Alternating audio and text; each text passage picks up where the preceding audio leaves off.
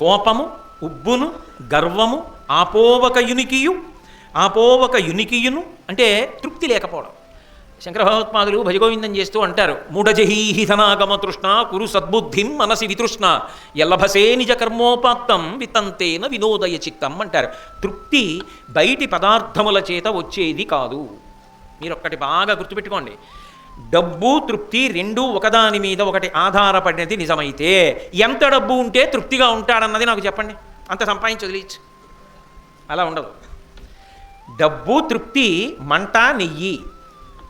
మంటలో నెయ్యి పోసారనుకోండి, పలచగా నీళ్ళలా ఉందని ఆరుతుందా, భగ్గున పైకి లేస్తుంది. ఇవాళ 1,00,000 రూపాయలు ఉన్నాయి, దానికి తగ్గ కోరిక తీర్చుకుంటాం. ఇంకొక 10 లక్షలు ఉంటే బాగుండు, ఇది కూడా చేద్దాను. ఆ 10 లక్షల కోసం పరిగెత్తావు, కాలం అయిపోతోంది, ధర్మం తప్పిపోయావు, మనిషిలా లేవు. తృణావర్తోపాఖ్యానం భాగవతంలో అదే. గడ్డి పరకవైపోయావు, ఆశ తిప్పేస్తోంది, సుడిగాలిలా తిరుగుతున్నావు, కళ్ళు కనపట్టల్లా దుమ్ము పడిపోయింది, పరిగెడుతున్నావు, తెస్తున్నావు, మళ్ళీ ఇంకో కోరిక పుడుతోంది, మళ్ళీ పరిగెడుతున్నావు, మళ్ళీ తెస్తున్నావు, మళ్ళీ తీర్చుకుంటున్నావు, మళ్ళీ పరిగెడుతున్నావు. ఏది తృప్తి జీవితంలో? ఎంత సంపాదిస్తే తృప్తి? నేను సంపాదించగలిగినంత నా కొరకు, నా కొడుకు కొరకు, మనవల కొరకు, మునిమనవల కొరకు, ఇనుమనవల కొరకు, అంతేముందండి దానికి. అంటే వాళ్ళు ఎవరేం చేయక్కర్లేదా? ఇదంతా తిట్టి కూర్చోడమేనా? దానికి అర్థం ఉండక్కర్లేదా? ఒక కుక్క దాని పిల్ల తనంత తాను ఆహారం సంపాదించే వరకు పెంచుతోంది. ఒక పక్షి దాని పిల్ల అది ఆహారం సంపాదించుకునే వరకు పెంచుతోంది. నువ్వెందుకు నీ జీవితాన్ని పాడు చేసుకంత సంపాదిస్తావు? ఆ సంపాదన కోసం తిరగడం సమయాన్ని పాడు చేసేస్తున్నావా? చెయ్యి, వద్దని ఎవ్వరూ చెప్పలేదు. డబ్బు సంపాదించవద్దని ఏ శాస్త్రము చెప్పలా. కానీ తృష్ణ వద్దు. అమితముగా అపారమైన ఆశతో డబ్బు వెంట పరుగులు తీసి జీవితాన్ని పాడు చేసుకోవద్దు. అది తిరగబడి కాటు వేసిన నాడు మాత్రం మిగిలిపోయేది అపకీర్తి ఒక్కటే తప్ప అది నీకు సుఖంగా నిద్రపట్టనివ్వదు, ప్రశాంతంగా ఉండనివ్వదు. అన్నిటికన్నా పెద్ద ప్రమాదం ఎక్కడొస్తుందో తెలుసా? అన్యాయంగా సంపాదించి తీసుకుని వచ్చిన డబ్బు ఇంట్లో ఉండగా ఏ చిన్న ఇబ్బంది రానివ్వండి భయమే. ఇది చేశాను కదా, కట్టి కొడుకుతోందా, కొడుక్కి జ్వరం వచ్చిందనుకోండి భయమే. అయ్యో బాబోయ్, ఇలా సంపాదించి తెచ్చాను కదా, ఇది ఏదో పెద్ద అనారోగ్యం అయిపోయి చాలా డబ్బు ఖర్చు అయిపోదు కదా, తెచ్చిన డబ్బు ఒంటికి వచ్చిందనుకోండి భయమే. ఏమో ఇలా తెచ్చా కదా, న్యాయంగా తెచ్చారనుకోండి హాయ్ పరమేశ్వరానుగ్రహం. నేనేం నీతి తప్పానా ఏమి, ధర్మం తప్పానా ఏమి, సర్వేశ్వరుడు లేడు నన్ను కాపాడటానికి, తల కింద చెయ్యి పట్టుకుని నిద్రపోతాం. ధృతరాష్ట్ర మహారాజా, అందుకు నీకు నిద్ర పట్టదు. కాబట్టి తృప్తి అన్నది ఉండాలి. కొన్నిటి యందు తృప్తి ఉండడానికి వీల్లేదు. జీవితంలో ఆఖరి ఊరి వరకు తృప్తి ఉండకూడదు. కొన్ని ఏవి? విద్యయందు వాంఛా పరివృద్ధియును ప్రకృతి సిద్ధగుణంబులు సజ్జనాళికిన్. ఎన్ని చదువుకున్నా, ఎంత సేవ చేసినా, ఎంత భక్తితో బ్రతికినా ఇంకా నేను ఏదో చెయ్యాలన్న తపనతో వెళ్ళిపోవాలి.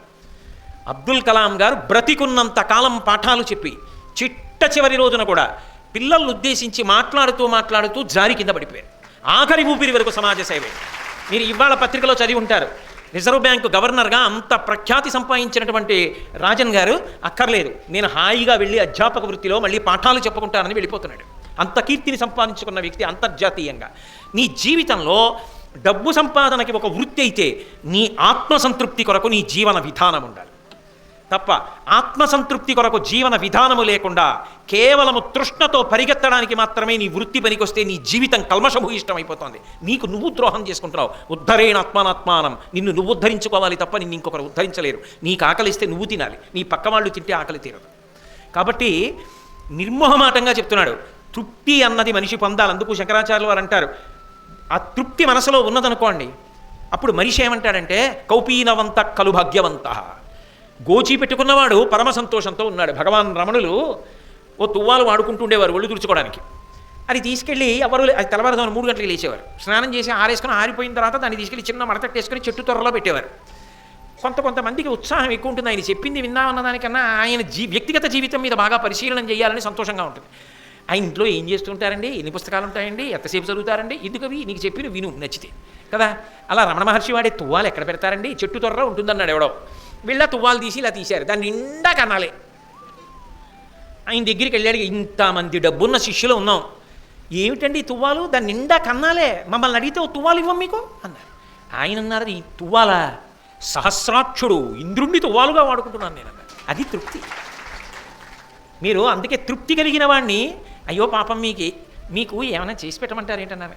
చేయడానికి నాకు ఏం లేదండి, నాకు ఈశ్వరుడు ఏమి ఇవ్వలేదు కనుక నాకు అన్నీ ఇచ్చాడు కదా, ఇంకా నాకు ఏం కావాలండి, నేనేమైనా ఇన్ని ఇచ్చిన ఈశ్వరుడికి నేను ఏం చేయగలనండి, నేనేమైనా ఆయనకి చేయాలేమో కానీ ఆయనకి నాకు ఏమి ఇవ్వలేదని మీరు ఇస్తారు అంటాడు. కాబట్టి అది తృప్తి. అది మనసులో ఉందనుకోండి ధర్మం అబ్బుతుంది. అసలు అది లేనంతకాలం ధర్మం నోటితో అనడానికే కానీ ఆచరణకి ఎలా పనికొస్తుందండి?